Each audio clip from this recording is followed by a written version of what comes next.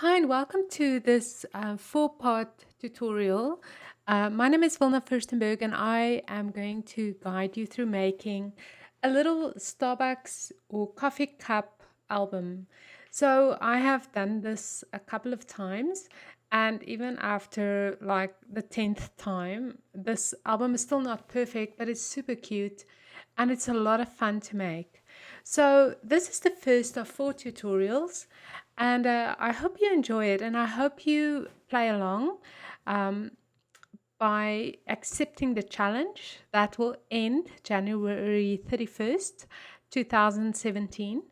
And go to my blog, vilnafurstenberg.com, to see the details of this little challenge. The link will be below.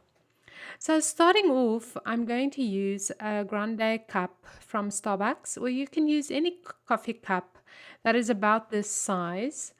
And I'm just going to remove the bottom, but you want that little bit of a seam to remain. I like the rough edge of that little seam.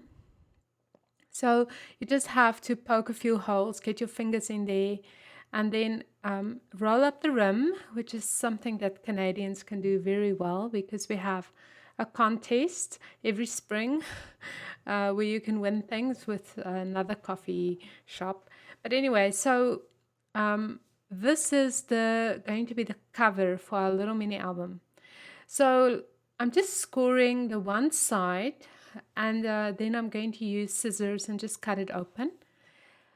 So this is making the cover, okay? And we're also going to make a little container for our little mini album.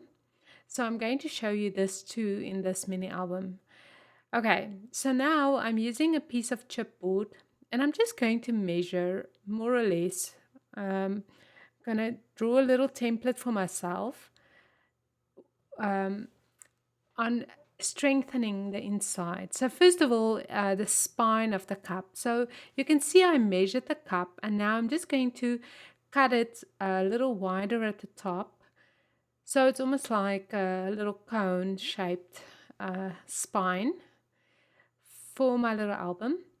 And then I'm just going to remove the chipboard, and that's going to go in the middle, okay?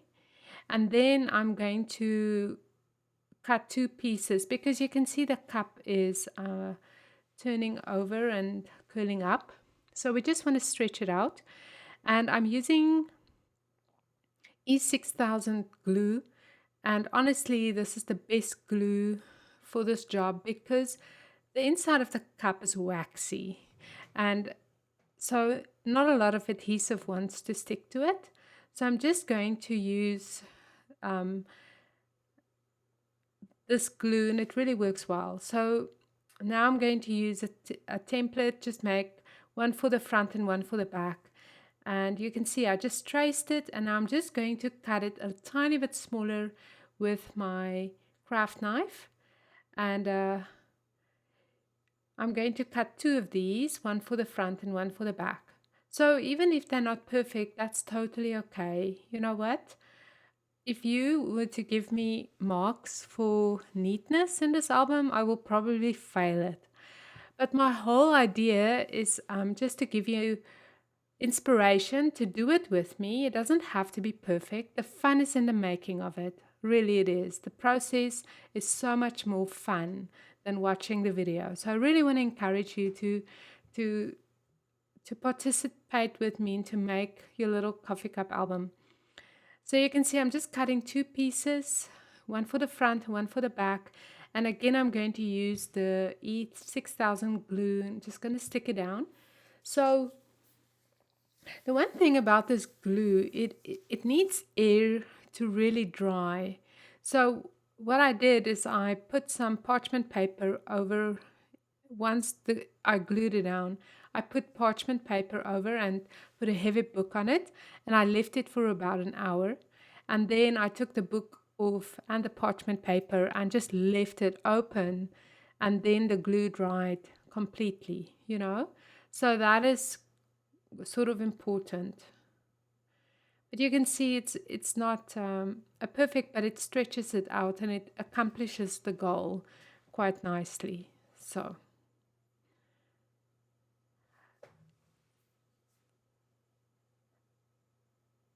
So, on my blog, I have a little checklist for you if you want to participate.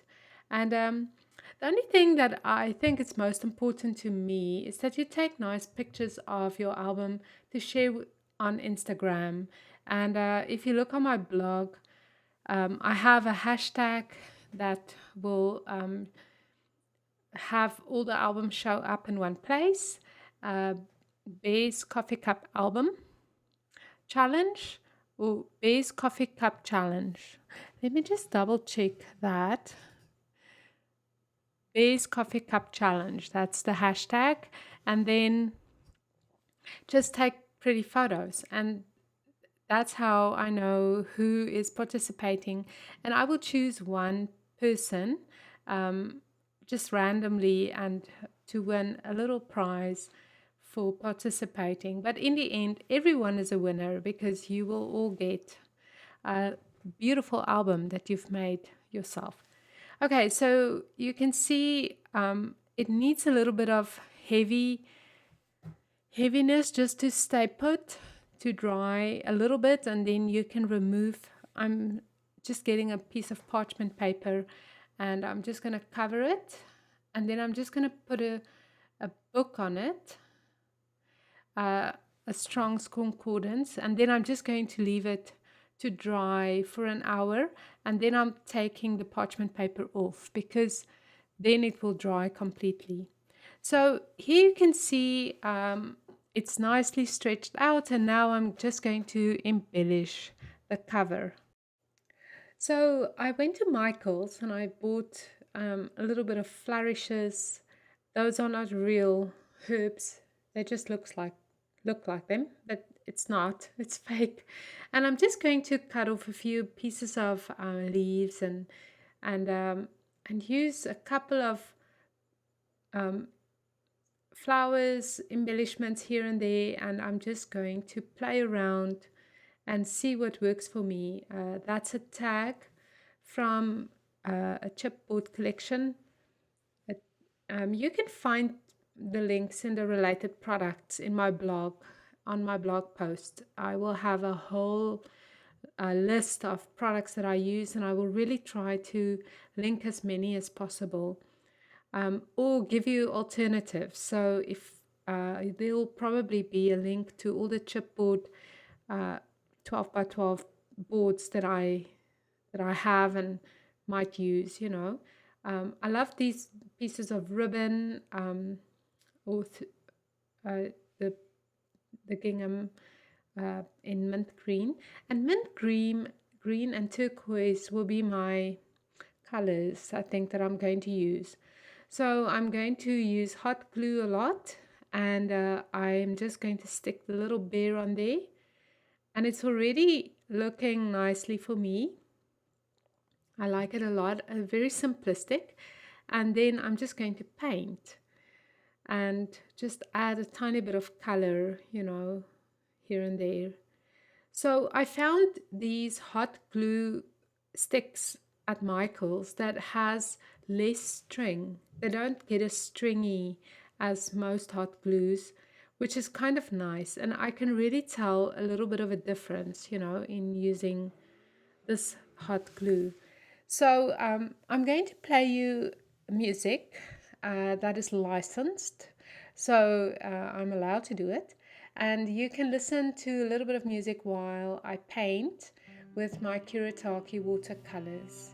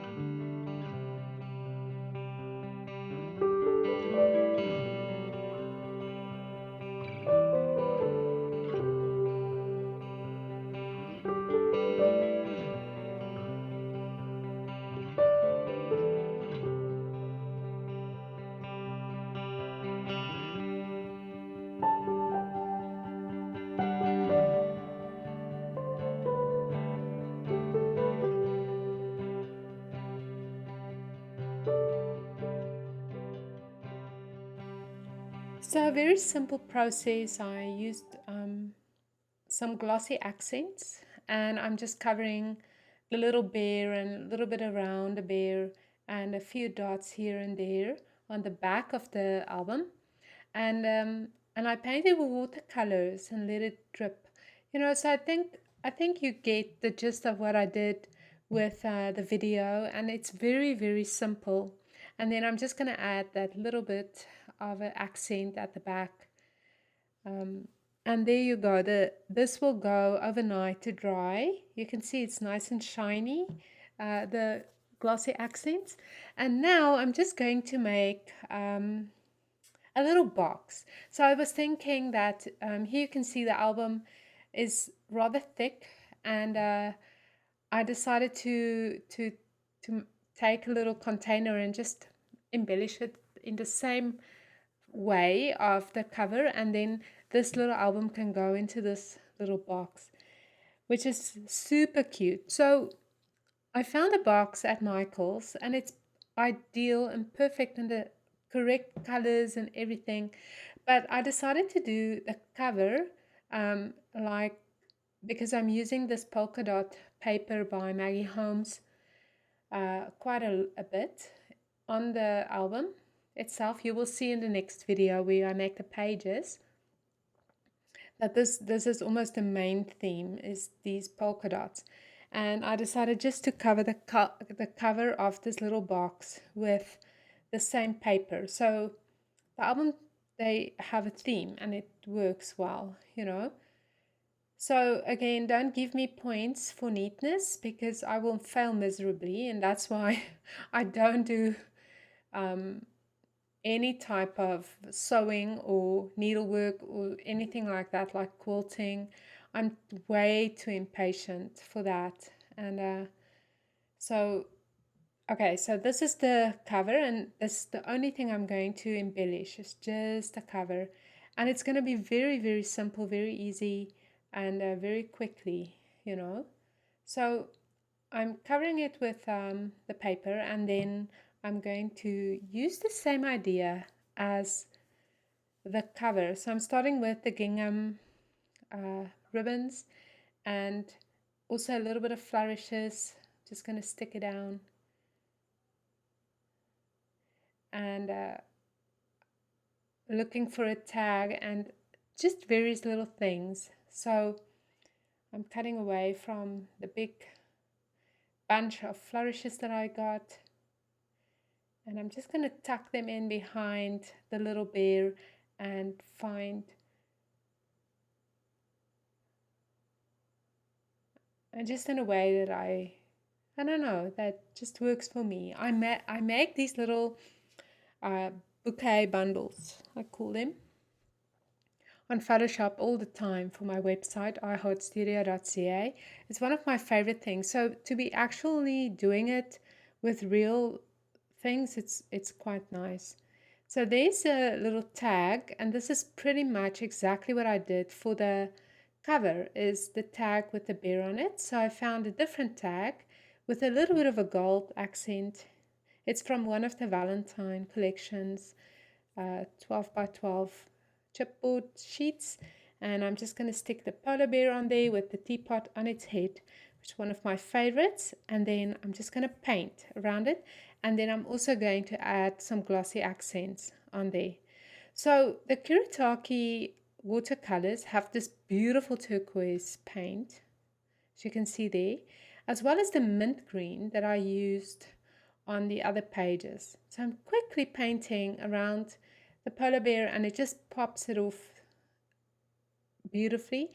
And then once that is dry, I'm just going to add some glossy accents on top of it. The only thing is, you don't want to heat those leaves, really melt actually. So be careful when you get too close to the leaves, those fake leaves, because they're plastic, right? And now I'm just going to pour some glossy accents over there. The only thing I want to say is, if you work with a dye printer, a printer that prints use dye inks, it might flow. So just test it before you smear something wet on it. So this is the end of the first video. Thank you so much for watching, and I hope that you will watch the next one where I'm going to show you how to make the pages.